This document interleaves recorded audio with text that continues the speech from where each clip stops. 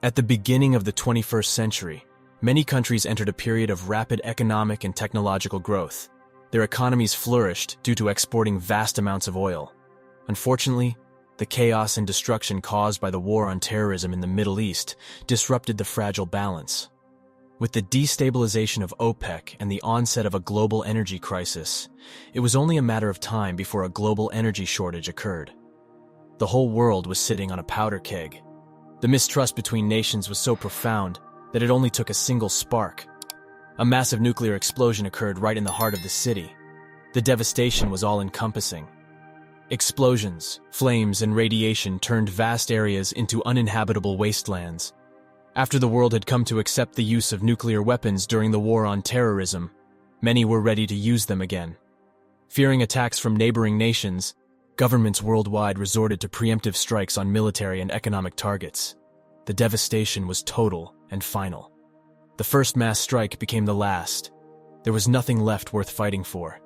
Billions of people turned into refugees in the blink of an eye. Escaping from the destroyed cities, masses of people sought food and shelter in the surrounding rural lands. Radiation, disease, and lack of clean water claimed many lives. Those who survived the first weeks banded together, forming communities and helping each other to survive. The first winter after the war was particularly harsh, but it thinned the population to a manageable level. New communities started to rebuild their lives on fertile lands. 100 years later, life became almost comfortable. All those currently living were born and raised after the collapse. They had food, shelter, friends, and families. However, sadly, the world and peace were far from perfect. There were constant attacks from raiders, a bunch of evil guys who constantly robbed the good people.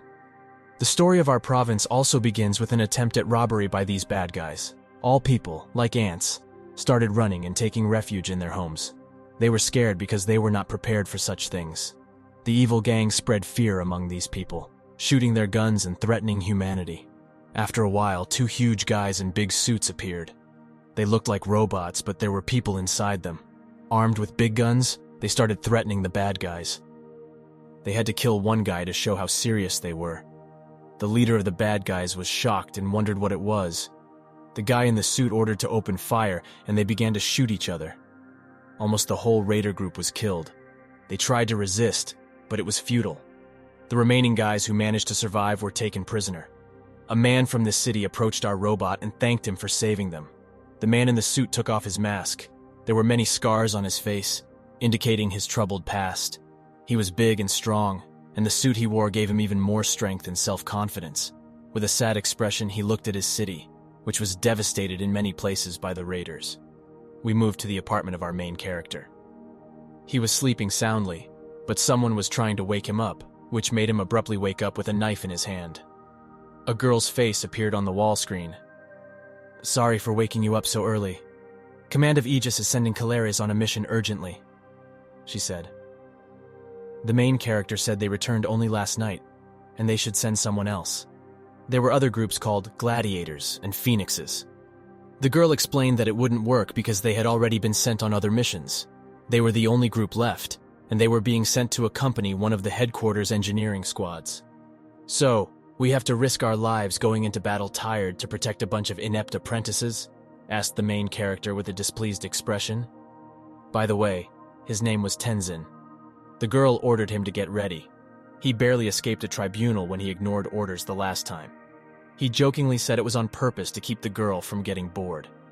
He started stretching and told the girl to give him an update while he got dressed. The girl told him about the mission, but the main character thought about the past.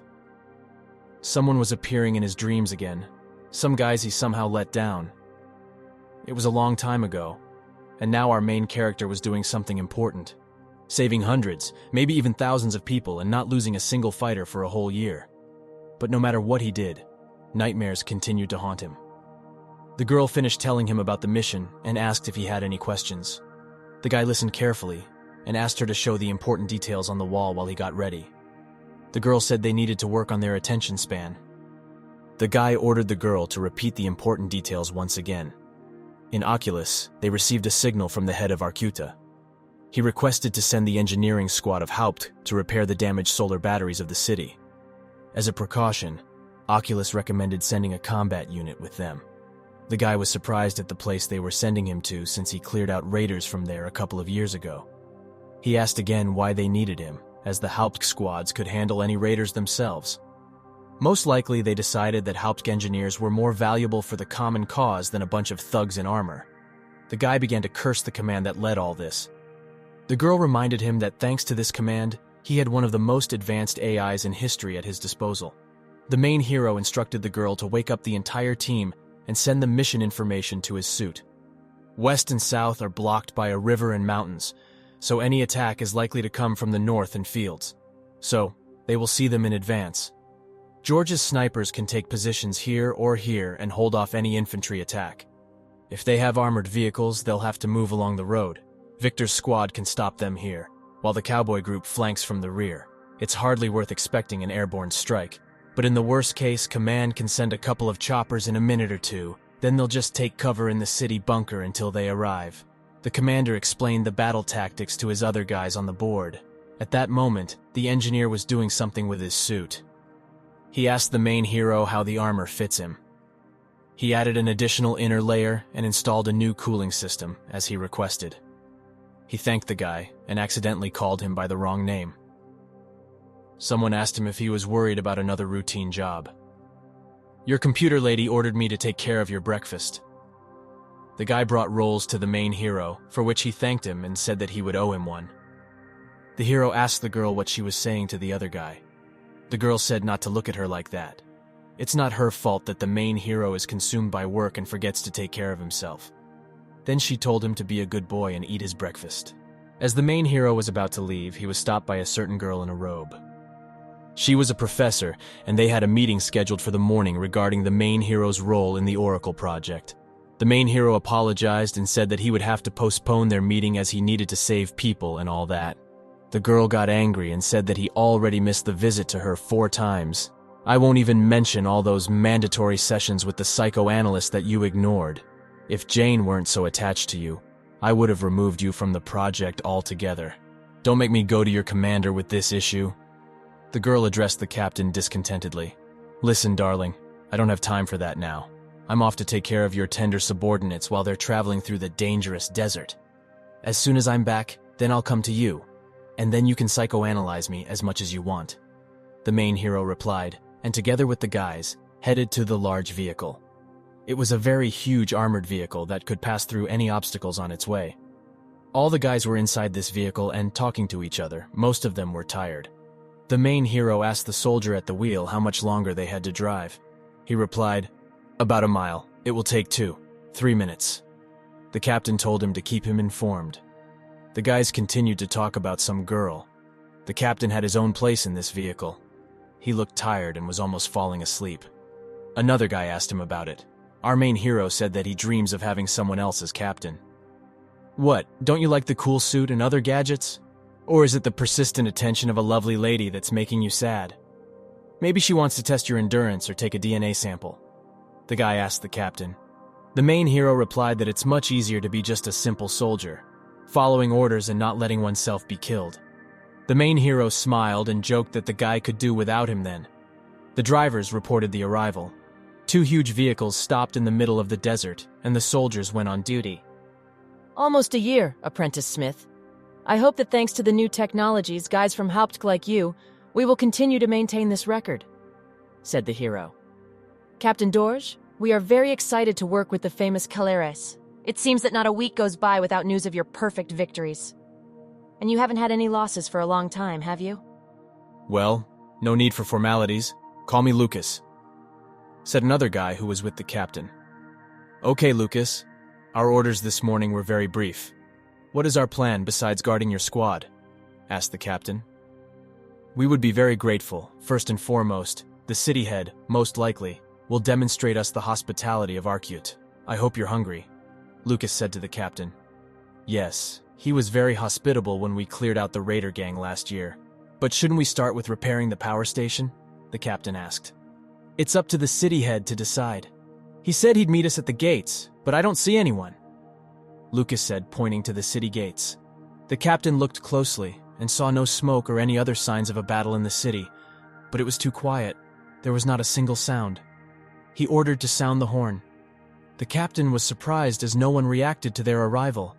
He began to suspect that something was not right. He asked his subordinate, "What are the latest reports on raider activity in the region?"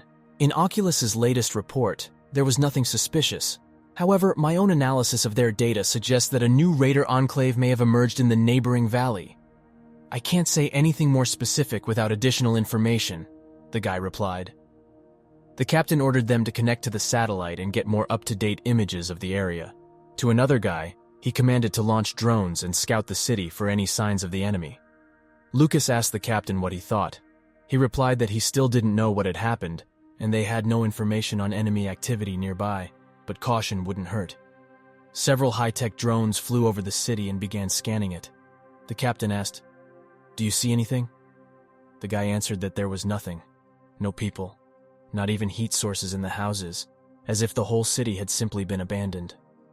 The captain ordered to continue the search, conduct an aerial survey of fields and solar panels, and then keep circling around the city. He asked Jane what she thought. She speculated that the townspeople either surrendered without a fight and were taken prisoner, or they sought refuge in the bunker under the radio tower. The second option seemed more likely. They saw approaching raiders and hid in the bunker, but due to a power outage, they couldn't contact them. The captain asked if she received data from the satellite since he didn't want anyone sneaking up on them from behind. The girl said she couldn't establish a connection with Oculus's satellites. However, the presence of raiders was unlikely. Their vehicles raised a lot of dust and noise, and they must have fled long ago. The captain wanted to get additional support, but it was impossible. All of Ajid's squads were on assignment. The best they could hope for was a combat helicopter. The captain told her to contact the command and report the situation while he and his team continued to check the city. The girl warned that she wasn't sure it was a good idea according to her calculations. The captain didn't listen to her and ordered her to do what he instructed. Then he addressed his guys and stated that they would assume the city had been attacked. The bunker under the radio tower on the other side of the city was the most likely location where the townspeople sought refuge. "If anyone thinks we should wait for reinforcements, that's not an option. Even if all the other squads weren't occupied, remember that most of the time, it's us who come to their aid. Time won't wait. These people are under Minerva's protection, and we'll ensure that protection. We're on our own here, but remember, we're Keller's best squad, and we can handle this," the main character said, addressing his team. Lucas turned to the captain and asked what they should do since the captain couldn't just leave them like that. The main character explained that all Ajid squads are capable of self-defense. Lucas said that they didn't take their weapons now, as the captain was supposed to accompany them, so they couldn't defend themselves. The captain ordered 3 guys to stay with him. He told them to continue the inspection with the drone and try to get a signal from the satellite. He ordered all the others to move forward. A large number of big and strong guys in suits headed towards the city. On the captain's screen, there was a strange image. They searched all the streets and noticed strange tracks in one of the houses. The captain asked, "Did you see what it was?" The girl said the object was only in the frame for 1 second. Apparently, it was a person in a cloak, most likely a resident of Arcuta. The captain told her to determine the person's route. She tried to make a joke, but the captain said it wasn't the time. She replied that he was uptight on missions. The captain assumed that the person was heading for the radio tower. "If we hurry, we can intercept him," he added. One of the guys asked the other about the voice of the AI in the captain's suit. He said that the captain talks to her like she's a real person. Another guy explained that the captain has a more advanced prototype of artificial intelligence. She's much better than the programs they get as soldiers. She helps the commander monitor the situation and plan actions. Another guy said that they are the best squad among the best, so why don't they get the best equipment? The captain overheard this conversation through his suit. After that, he turned to the guys and said that they became the best because of their dedication and diligent training, not because of advanced gadgets. "So instead of envying me for the latest tech, focus on the first 2, Marcus. And now quiet down before some sniper hears you. Guys behind, envy helps us all," he added. After a while, all the guys reached their designated positions, and the captain began to lead his groups. He was informed that everything was clear around them, and they continued to hold their positions. The main character, along with Alpha Squad, approached the bunker door. At first, the captain simply walked up and knocked on the door. There was a camera in the corner. No one responded to his knocks. One of the guys suggested that the inhabitants of the bunker didn't open the door because they might think they were enemies. The captain wanted to hope for that, so he addressed them by his name, named his squad, and stated their purpose for coming. Still, no one responded. The captain asked Richard to try to blow the door. The captain became a little tense and continued to think that something was wrong here. Something strange was happening, and he needed to find out what was inside. One of the guys ordered to check the door. Maybe it was not locked.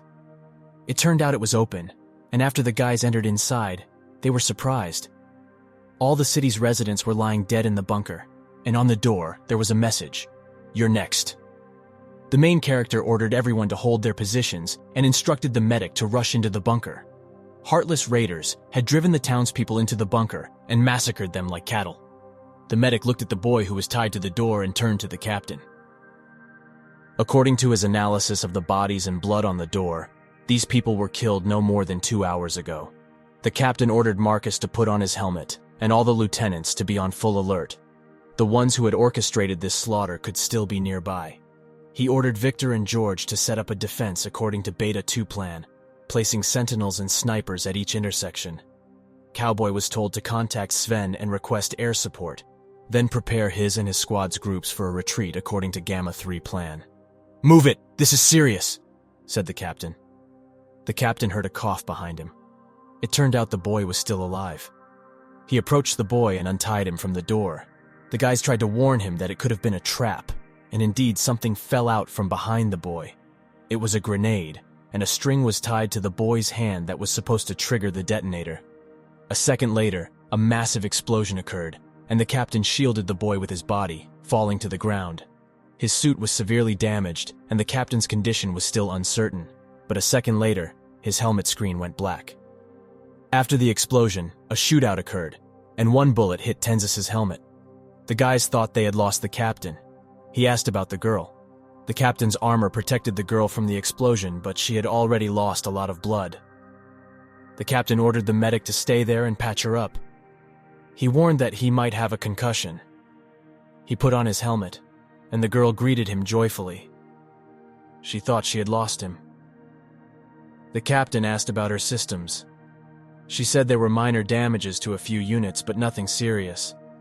The captain ordered her to establish contact with Victor and Cowboy, but their communications were jammed. The girl would need a few minutes to bypass the interference. The captain didn't have time for this. He would find them himself. The girl said that 2 of the guys were wounded right after the explosion, and the rest of the squad members took cover inside the buildings. As for the enemies, there were an unknown number of them firing from the rooftops. It seemed like they were using delayed action fragmentation flashettes.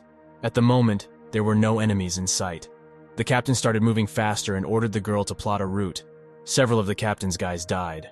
This was the first time in such a long time. The captain ordered 2 guys to keep watch over the perimeter. He didn't want to lose anyone else. He asked the girl about the communication, and she replied that she could only communicate with the nearby fighters.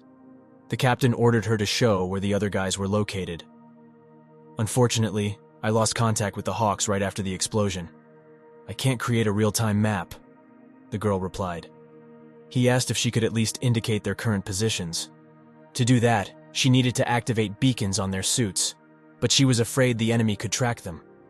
The captain ordered her to do it. He said that he couldn't help them if he didn't know where they were. He ordered her to follow Communication Protocol Beta 9, maintain radio silence except for extreme cases, maintain constant visual contact with each other, and above all, keep moving. The main character asked Cowboy if he managed to contact Sven. He replied that Sven wasn't responding. Then the captain ordered him not to stop and continue calling him. The captain ordered several guys to stay there. They would help him escort George and the girl across the square. He instructed Cowboy to take the rest and retreat along the route to Point A and hold positions there. If they noticed anything unfamiliar, shoot without warning. Cowboy asked the captain about the wounded. The captain replied that there was no help for them anymore, but he promised that they would come back for them for sure if any of them made it out of here alive. They were shooting from above, so it was necessary to suppress fire on the rooftops. He ordered Victor to take out his shield and cover his back, and George had to run across the square with the girl in his arms upon the captain's command. The captain tossed 2 smoke grenades and gave the order to run. Explosions could be heard towards Victor. The captain asked how he was doing. He replied that 2 bullets had passed within a centimeter of him, and 1 hit the shield, but it would hold. Another guy who was carrying the girl said she would be fine. After these words, a second later, a bullet hit the captain straight on. He began to see some memories, while the other guys were shouting for him to wake up. The guy with the shield said they couldn't stop, and after these words, he ran in the opposite direction to the point they were talking about. The captain turned to his artificial intelligence. He could use some good news right now. I'm starting to identify the enemy's movement patterns to analyze the trajectory. We need more data and time, the girl said. The captain got a little annoyed and ordered her to say something useful. The girl advised not to stay in one place for too long, as the enemy was likely preparing for a new attack. Victor, who was covering the captain, got shot a little, and his shield was heavily damaged. The captain ordered him to hurry to the rendezvous point and join the others. After that, he told the cowboy to report on the situation. Glad to hear you, Captain. 4 of us made it to the rendezvous point. We lost Bill and Muhammad on the way. I still can't reach Sven and the others, but I managed to break through to the command. Air support will arrive in 10 minutes, said the cowboy. The first good news all day. Victor and I are moving to the rendezvous point. Hold your positions until we arrive, said the captain. The cowboy asked what happened, and the commander told him that they were killed. He ordered them not to expose themselves since the enemy had eyes like an eagle and moved faster than a bird. The captain and his friend hid behind a wall. Then he scanned the further path, and the danger appeared on his screen. There was an unknown object on the roof of some building. The captain and his friend started crossing the yard, and they barely made it to the safety of a new building when an explosion occurred behind them. He scolded his subordinate a bit for trying to look around. The subordinate apologized to the captain and said he saved him. The captain began to ask the other guys if they were okay, and if there was any news from the command about air support. The cowboy said they would arrive in 7 minutes. There should be 2 attack helicopters and another one. The artificial intelligence showed the captain a safe route. He wasn't sure about the safety of the route since there was hardly any cover along the way. The girl was disappointed that they didn't trust her today. She had run the calculations 1,000,000 times and just repeated them again. This route provides the maximum probability of survival. Also, according to her estimates, the captain has less than a minute before this machine strikes the building, so it's better to move. The captain was surprised that she referred to the enemy as a machine. When they return, he will ask the professor to examine her personality programs. He addressed the squad. They are clearly not safe here. They had only a short dash to the last checkpoint and from there to their vehicles. Their armor should be enough for them to take cover until air support arrives. Unfortunately, there is almost no cover along the way, so they will have to run as fast as they can. He grabbed the girl tightly and ordered the cowboy and Wayne to go first, followed by the captain and Victor, and Johan and Marcus bringing up the rear. Then he gave the order, and 2 guys went first. They only managed to take a few steps when 2 projectiles hit them directly. After that, one guy asked the captain whether they should run through another door, but the artificial intelligence warned that the enemy was expecting that, and they must leave through the same door immediately. The captain decisively started making his way through the same door and called on the others to rush out immediately. The guys were a little shocked by this decision, but they obeyed the order. At that moment, the captain saw his opponent. It really was a robot. He stared at it for a moment, and the robot managed to fire a projectile, but the captain quickly moved back, opened fire, and damaged it slightly. The guys continued running, and the captain ordered them to huddle against the wall. He broke through a wooden door with his suit and entered some building. 2 of their vehicles were destroyed, along with all the other guys who were near them, including Lucas. At that moment, the girl on the captain's screen said she understood the algorithm of this robot's actions. Now they need to lure it out. The same robot killed another guy when he tried to reach the point. The captain ordered Victor to close the door, but he stood in horror, watching what was happening. The captain put the girl down and picked up his weapon. He was very angry and decided to put an end to this. He asked the girl what she understood about the algorithms of that robot and ordered her to connect to Victor's interface to give him full access to tactical data. This machine has incredible speed and maneuverability, but if we can lure it into the open space, I'm 78% confident that I can predict its movements sufficiently to indicate where to shoot. 1 grenade hit should be enough to disable it, the girl said. Then the captain got a bit angry, as there was a 22% chance that the decoy might just perish for nothing. The girl said that if they didn't act immediately, she was 99% sure the enemy would strike the barn within 2 minutes. Then the captain said he would be the bait and ordered Victor to follow the girl's instructions to detonate the robot. Uncertain why the girl got upset, she didn't want the captain to become the decoy. "Tenzin, it's already hard for me to maintain a connection with Victor. His suit's computer is simply not powerful enough for my needs. Not to mention, the enemy machine could intercept or jam the communication between me and Victor. Moreover, if you get hit and my sensors or processor get damaged, I won't be able to help Victor hit the target," the captain said to the girl. "And I just can't let you do this," Victor said. "I'm the only commander here, and it doesn't matter what you think. My armor is stronger, and I can withstand the impact better than Victor. So you'll have to figure out these difficulties somehow," the captain said, and began to leave the building. At that moment, the girl started blocking the captain's suit and told Victor to hurry up and go outside as bait before the captain disabled the block.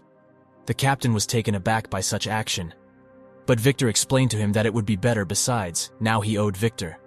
He raised his shield and started shooting his weapon. The girl apologized to the captain, but he ordered her to shut up. He wholeheartedly instructed her to show him where to shoot. She mapped out the route on his screen and instructed him to prepare the grenade launcher. She told Victor to turn left when he reached the intersection and shoot at his discretion, while the captain prepared to throw the grenade at the designated spot. The captain began to shake heavily. He was probably scared. He ordered the girl to take control of the suit, and she took over the control and started shooting. At the same moment, the evil robot appeared at the intersection and with multiple hits destroyed Victor's shield. But at that very moment, the captain managed to hit it. At full speed, he rushed to the injured Victor. His helmet was damaged, and fragments from his shield were stuck in his suit. Several shrapnel pieces also hit his head, causing severe cuts and likely significant problems with his right eye. The captain said that thanks to him, he managed to kill the robot. It was a terrible sight. Victor was losing consciousness, and he would likely leave this world. With great anger, the captain approached the robot and finished it off. He was the only one who survived with the help of his comrades when he thought about it. The robot even managed to capture him with his camera and shoot him. The girl, who was an artificial intelligence, took control of the suit, thereby helping the captain slightly evade the bullets. But it was not enough. A very heavy battle took place in this city. Everything was burning, and all the guys lay motionless on the ground. The girl's voice spoke to the captain, asking him not to die. The medics had almost arrived, but the captain ordered her to save the girl. Sometime later, we find ourselves in some clinic where the captain lay. Unfortunately, he was severely injured. He had lost his right arm and left leg, but he was still alive. When the medics found him, he was unconscious, and no one could understand what had happened there. Some guys started asking if the captain could hear him, and the doctor replied that he doubted it, as he had lost a lot of blood and was in shock. The doctor was surprised that he was still alive. Meanwhile, another guy ordered our captain to wake up. He seemed to see the past. His father ordered him to wake up. His mother stood opposite, and he was still little at that time. He asked his father what was happening, and his father ordered him to quickly take his sister and run to the hills. His sister stood with their mother and said she was scared. His father told him to be strong and protect his sister. His mother also told her daughter to be strong and go with her brother. Although she didn't want to do it, her brother took her hand, and they started running together. After a second, there was an explosion. Some guys on the street threw fire at their house, probably raiders. As they fled, the main character turned around and saw those evil and scary guys. From the burning house, the captain's father and mother came out. He said they managed to capture their village. Then he asked what they should do next. The evil guys replied that they just wanted to get to know his wife a bit closer, and then they would go their way. The man looked at his wife, wiped her tears, then took out his knife from behind his back and apologized to his wife. He rushed towards the evil guys, and before they could kill him, he managed to kill many of them. The main character and his sister saw all this. After some time, they managed to reach a huge palace. There were large gates, and he knocked on them. Then, after some time, they both grew up a bit and were taken in by someone's family. The boy lay under a tree and pondered, and the sister sat nearby. She was sad because a year had passed. She wanted to talk about it, but the boy got angry and said that there was no need to talk about it. When the girl smiled and said that today was a beautiful day, the main character got a little angry, and the girl said that if he had a bad day, he shouldn't take it out on her. He apologized and said that he just missed them a lot. Then the girl said that she had something for him. She made a small bracelet out of flowers. It was supposed to bring strength and luck, she added. Suddenly, someone started ringing a huge bell. It was an alarm that raiders were approaching. Chaos began in the small town, and all the men rushed to get their weapons. The man who was on the bell tower was killed, and he fell right next to the main character with his sister. The girl said she was scared, but her brother made her run faster. They ran into some building and closed the doors behind them, but the raiders managed to blow it up and get inside. She had a huge tank, and our guys couldn't do anything against it. They practically killed all the people, and then the column began to fall.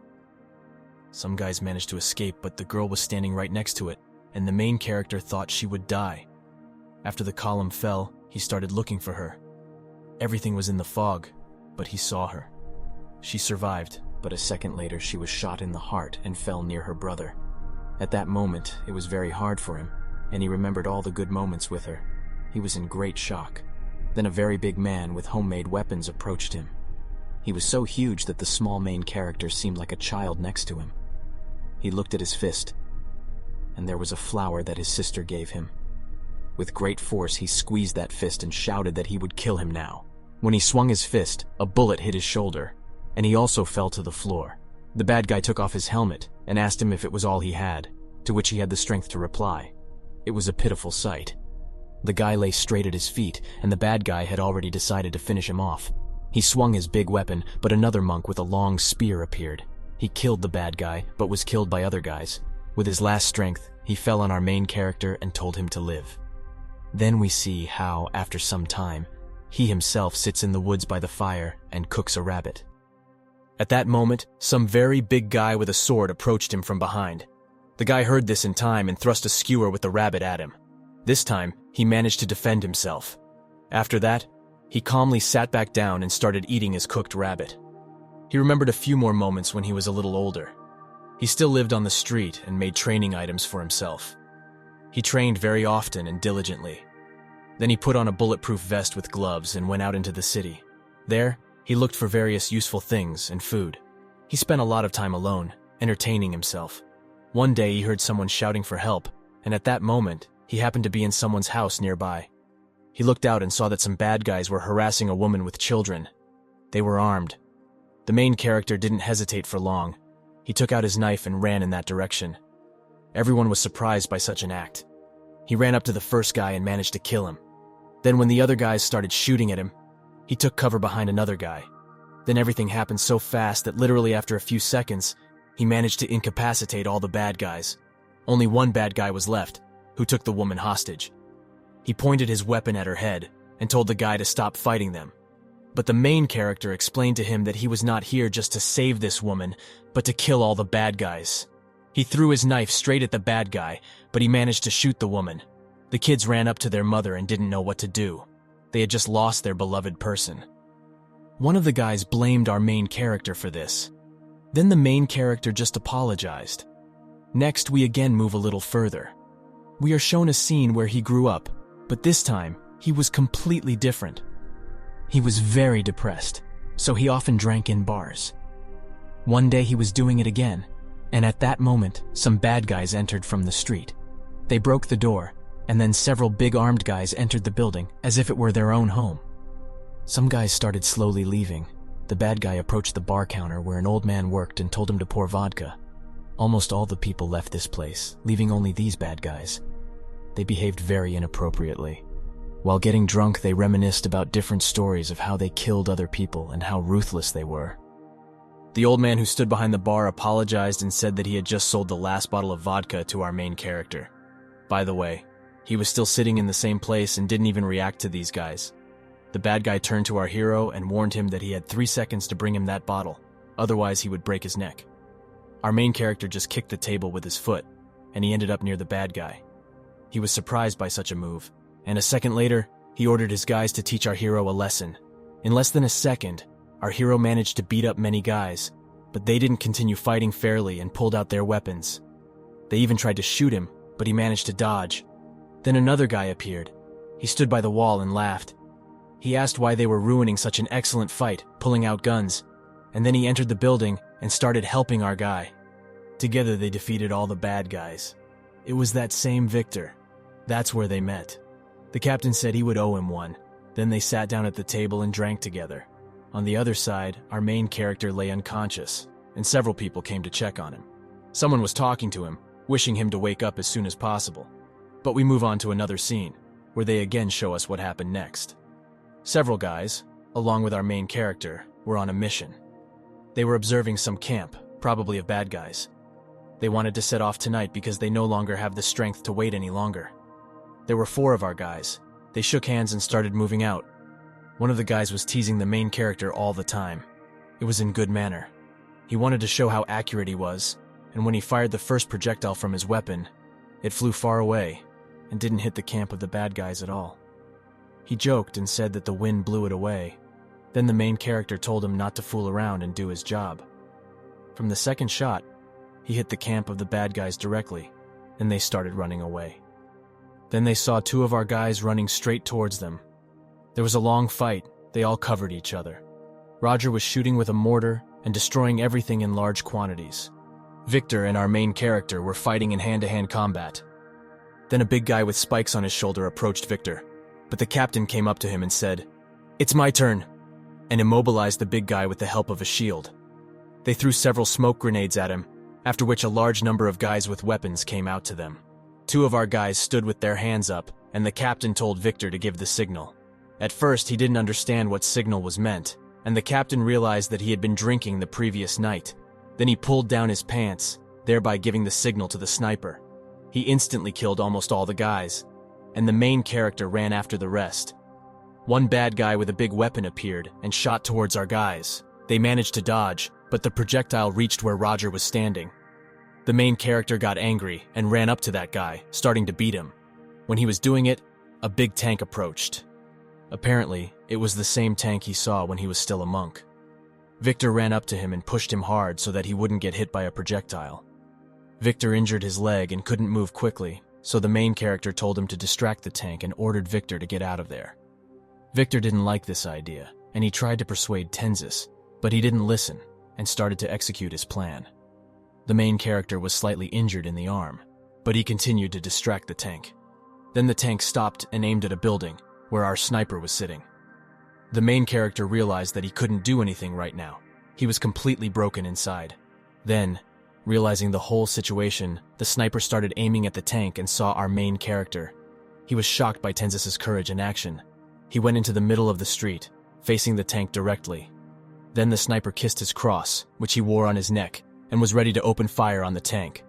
After a second, the tank exploded like a small toy. The main character stood with his back to it and was shocked by the sound. Apparently, a huge combat helicopter came to help. It blew up the tank and then destroyed the rest of the bad enemies. Several guys in uniforms came out of there. They were dressed in large armored suits resembling robots. The main character was still somewhat shocked. They all got into the helicopter and flew away from there. And then he started to have visions of the memories of that same day, because of which he ended up in the hospital. They transmitted to him through the signal that his group was the only one left. He began to ask who was talking to him. Something strange was happening to him. He himself was in this city and asked where everyone else was. He asked the girl to report the situation and understand what was happening there. He continued walking, and at some point he entered one of the buildings. There were no people or even sources of heat in the houses. Everything was empty. Then he heard something and aimed his gun somewhere, asking, "Who's there?" The girl in the suit said that it was probably a resident of this city, but the captain said that it was not the time for jokes and continued walking. All that happened last time began to repeat, but now without outsiders. He reached the shelter again and heard conversations of his soldiers, but there was no one nearby. The girl in the suit repeated that these people were killed no more than 2 hours ago, and the captain had a wound on his face. He didn't understand what was happening and where the blood on his face came from. Then he remembered a fragment from this situation. His soldiers appeared in front of him, fighting with someone unknown. Behind him, his friend approached and touched his shoulder, telling the captain to relax as Minerva would deal with the rest. After that, he saw his friend's death again. Then he appeared near Victor, who praised him for being good at fighting. The captain was glad to see him because Victor was unharmed. He started running away from there, scared. But then, Victor also got hit by a bullet, which killed him. The captain pleaded for this not to happen again, but it was too late. He looked around and saw that all his guys were wounded. One of the fighters asked what to do with the fallen soldiers, what to do with them. Then the artificial intelligence took control of the fallen guys, and the sight was terrible. They all asked one question and moved towards the captain. He had a very scary nightmare. He saw that same girl he tried to save in the city, but he couldn't help her either. Then we returned to the real world, saw a guy sitting over a pile of parts from the captain's suit. He was a little upset, then put on his cap and started working. Then we were transported to the main character's room. One girl asked about his condition. Since yesterday, however, brain activity continues to decline, the doctor said. The girl asked what they would do about it. The doctor replied that there isn't much they can do. He has already tried all the methods available in their archives. Then the girl suggested trying something new, possibly experimental. The doctor said there is one research direction that looks promising, but he warned her that she might not like it. The idea was to enter the captain's mind using a computer. Other methods failed to awaken the captain. His brainwaves have shifted into some repeating cycle, and nothing from the doctor's medical arsenal could do anything about it. The artificial intelligence on the computer screen, having read the records, ordered them to proceed. According to the doctor's assessment, without proper intervention, the patient will slip into a vegetative state in less than a week. However, Professor Bellamy reassured him that the proposed methodology is effective and has been tested. The girl on the screen was against all of this. She knew perfectly well how this methodology was used and how it destroyed patients' minds. She won't help them experiment on the captain? Then the head physician got upset, wondering why he was arguing with this program. Why can't the professor just give her orders to do what they need? The professor replied to the doctor that the only reason she even suggests applying such a method is that Jane is independent enough to argue with him. Without her independence and personality, she would be as useless as the doctor's medical programs. Then she asked the doctor to give them a few minutes to discuss it among themselves. After that, the doctor left the laboratory, saying that they know where to find him if needed. The girl on the screen warned the professor not to think that she would do everything the professor tells her just because she is her mom. The girl on the screen was a bit upset and apologized to the professor. She simply does not want to lose their main hero. The professor asked her if she really has become so attached to Captain Dorier. The artificial intelligence said that it's stronger than she can explain. She asked why it's even possible. She knows they are programmed to understand emotions and even simulate them to better interact with people. But she genuinely feels them, Mom. Why does it happen? The thought of his death terrifies me. I'm angry that he didn't listen to me at Arcuta. I'm worried that I'll only make things worse for him. It's unbearable. I can't think straight with all these feelings, the girl said. You've grown much closer to Captain Dorier than I suspected. None of your sister oracles have developed such a strong emotional attachment to their partners, the professor said. The girl said that she thought they all had the same code. The professor replied that it was true until they began rewriting themselves to better fit with their partners. Your individuality, who you have become, that's the only thing that makes what I'm proposing possible, the professor said. I've already said, I won't risk Tenzin's life like that. All known cases ended with the person either turning into a vegetable or going completely insane. I won't do it, said the artificial intelligence. The professor addressed the girl differently, trying to explain that she only has hope for the girl on the screen. She asked why the girl cares so much about the captain. The girl explained that the captain is her friend, her partner.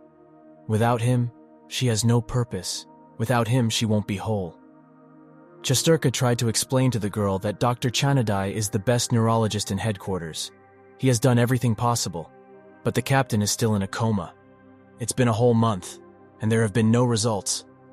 Physically, he's fine. Nanorobots restored everything they could in his brain, but he just won't wake up. This is their last option. Frankly, it will be more humane if the enemies get here quickly and end his suffering, said the professor. Then the girl, with a sad expression on her face, didn't know what to do. She pondered for a while. The professor asked if she had finished calculating the probabilities. "If you think you can't handle it, I'll tell the doctor to try using one of his artificial intelligences," said the professor. Then the girl told her not to rush her. She agreed, but she had one condition. She must promise that if her intervention starts harming Tenzin, she must interrupt the procedure, even if it's unsafe for the girl. The professor promised this, and the girl began her work. "The neural network is functioning, brain activity is stable. I'm all set," said the doctor. "All right, Jane. The neural network's foundation has already been established by the doctor's medical programs. We've granted you access to them and control over the nanobots, so you can expand the network as you see fit. When we connect your core to the neural network, a large amount of data will start transferring to you. Don't rush to add anything until you get accustomed to it," said the professor. The girl responded in a discontented tone that she knew what to do. She had read all the instructions and research materials. She knows this procedure better than the professor. "I understand, but I'm worried about how it might affect you. Such an information influx can be overwhelming," warned the professor. "Remember, you can split your consciousness to perform multiple tasks simultaneously. I've already prepared 3 demons for you, but you can create more," added the professor. After these words, she said they were ready, and the doctor began the connection. After that, the artificial intelligence started walking into the protagonist's subconsciousness. How do people cope with such an information influx? I know that they are mostly unaware of a large part of all this. Perhaps it can be filtered. Number 1. Filter the signal from the autonomic nervous system. Only pass abnormal data. Number 2. Take control of the remaining data flow, adjusting the filters according to my instructions. Number 3. Contact the nanobots and give me the map of the neural network," said the girl. Now you see how the girl took control over the human brain. Strange things were happening. I can't even describe it properly. The girl commanded her subordinate neural networks to continue their work.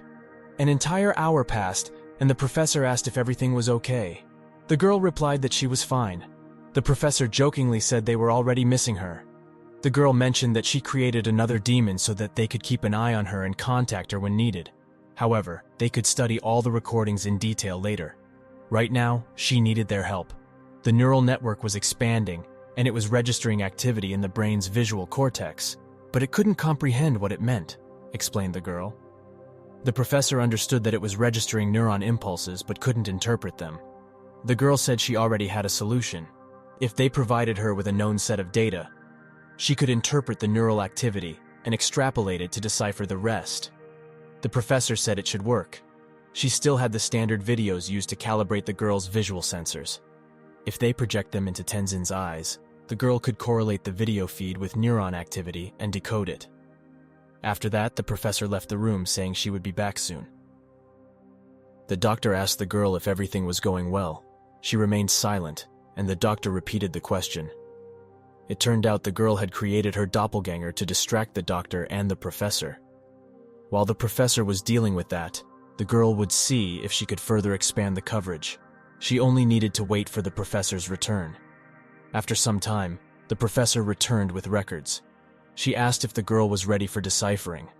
After seeing some of the records, the professor couldn't understand what they were.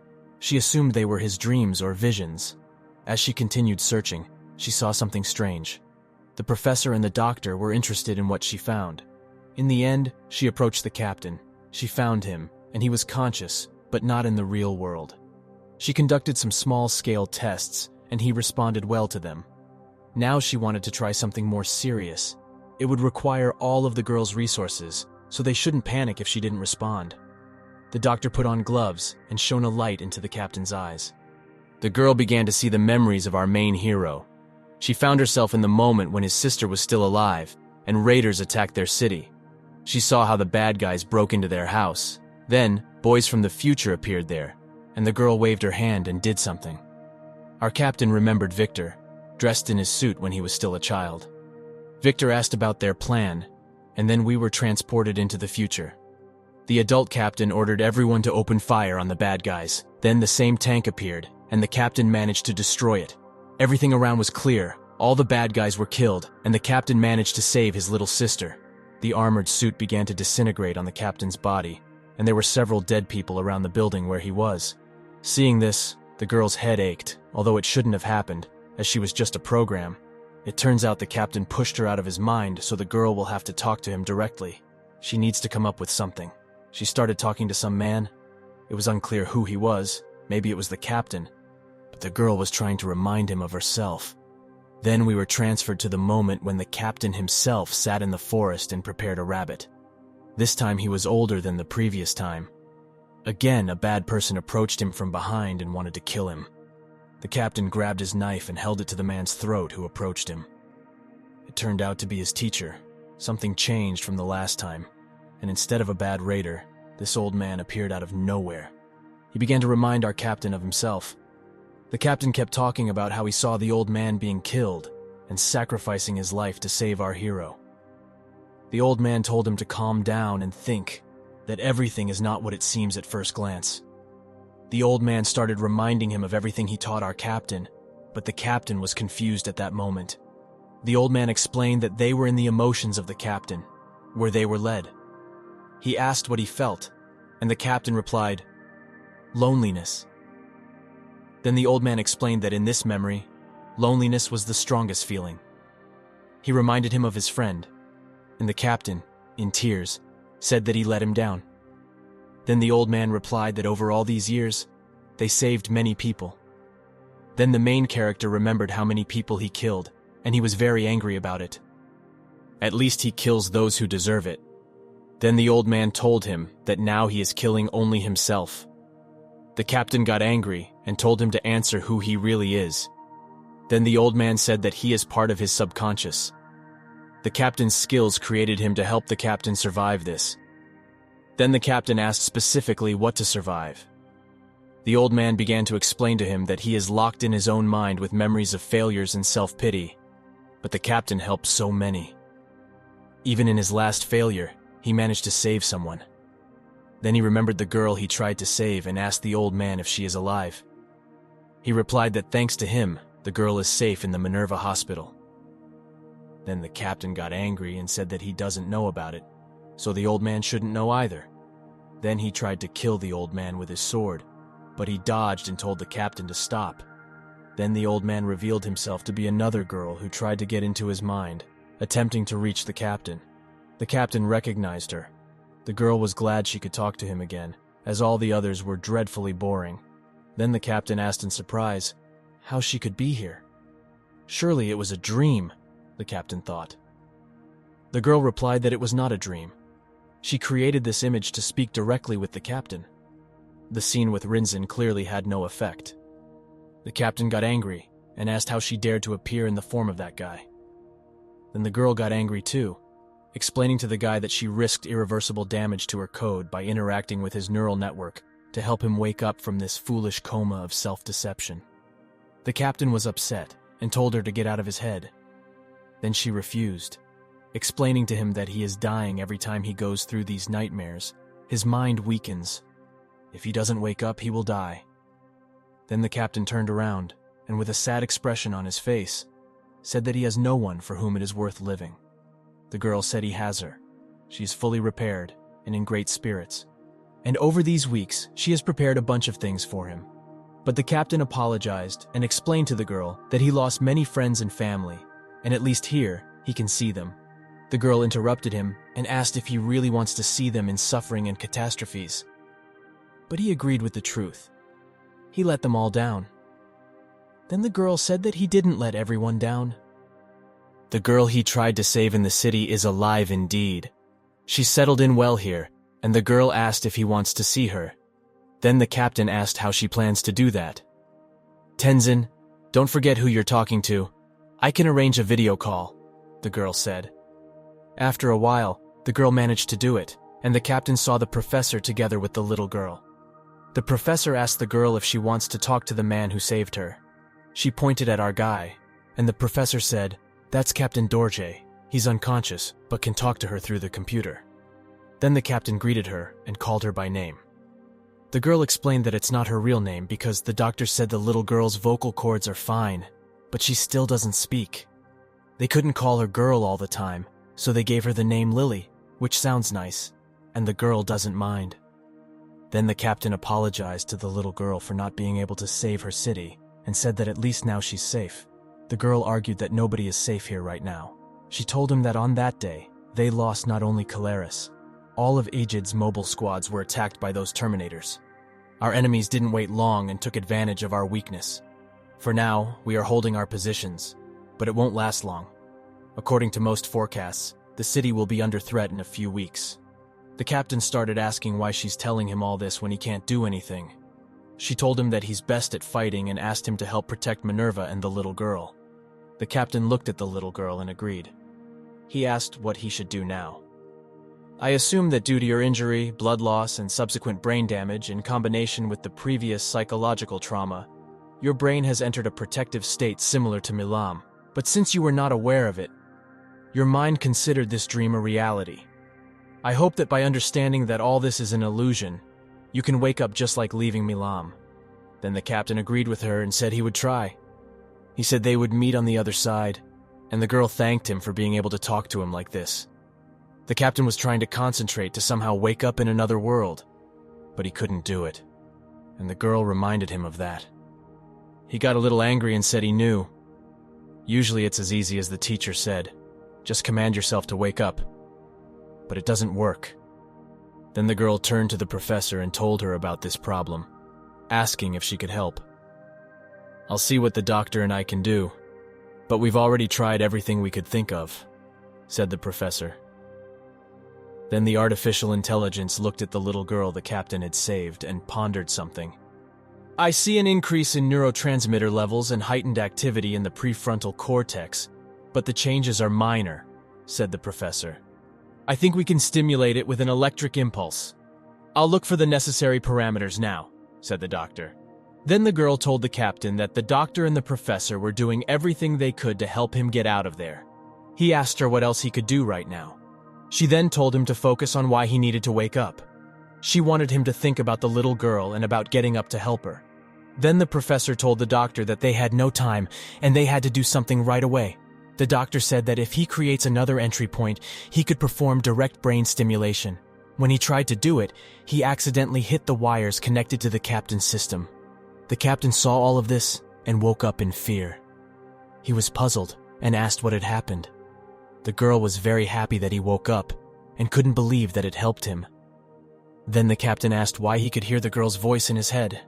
The girl told him to stay calm and that he needed to come to his senses. Then he felt that he had no arms and legs. At that moment, he was very frightened, although he tried to stay calm. On this note, the 6th chapter ends. Starting from the new chapter, they show us a different place. They show us a warrior in the same suit the captain had. It was some other guy, and there was a battle happening behind him. He was frustrated with his artificial intelligence because it couldn't even analyze the target. Then he took off his helmet, and the program told him that the analysis was complete. The enemy target was an advanced robot, armed with breaching flechette capable of penetrating Valkyrie armor. The guy got angry and said he had already figured that out a long time ago. He wanted to know how to kill it. Then the program told him that the probability of a successful attack is only 1%. The guy realized that this might be the end. He took out his weapon and aimed at his enemy for the last time. Why are they showing us some guy sitting in the office with a lot of monitors? Someone called him. It was some man in uniform. He asked how Mr. Bobrov was doing, how his health was. Mr. Bobrov replied that he knew how things were with him. He complained that their last shipment had only half of the promised medications and food. Then the guy on the monitor said it was a frustrating bureaucratic mistake, similar to the one made by Mr. Bobrov's machines, not completing the task properly. Mr. Bobrov got angry and said that he was not to blame. He did as they demanded. The guy on the monitor explained that he demanded no witnesses left behind. The council might doubt the words of an experimental artificial intelligence, but they would listen to the captain. Then Mr. Bobrov asked if that captain had woken up. The guy on the monitor sadly replied that, unfortunately, yes, they would have to accelerate the schedule. The guy with glasses would have to create a more powerful weapon. The element of surprise would not help them anymore. Then Mr. Bobrov asked about their supplies. I'm sure I can fix this error as soon as you fix yours, said the guy on the monitor. Then Mr. Bobrov said he understood everything, and another guy said he would stay in touch. The guy with glasses took out a flash drive from his drawer. There were a lot of them there. He plugged it into his computer and left the room for a large workshop. As you already understood, the robots that attacked our hero and his friends were designed by these guys. We still didn't know who they were, but one of the guys betrayed his civilization, hiding behind his position. The guy with glasses went into a very large bunker. When he entered, he ordered someone to wake up and start working. Well, my dear viewers, if you've watched this video until the end, I must thank you. I am also grateful to everyone who likes this video and writes comments. With this fragment, I conclude the first part of this story. If there are enough views and likes, I will start creating the second part. And now you can go and watch my other videos on the channel. See you soon.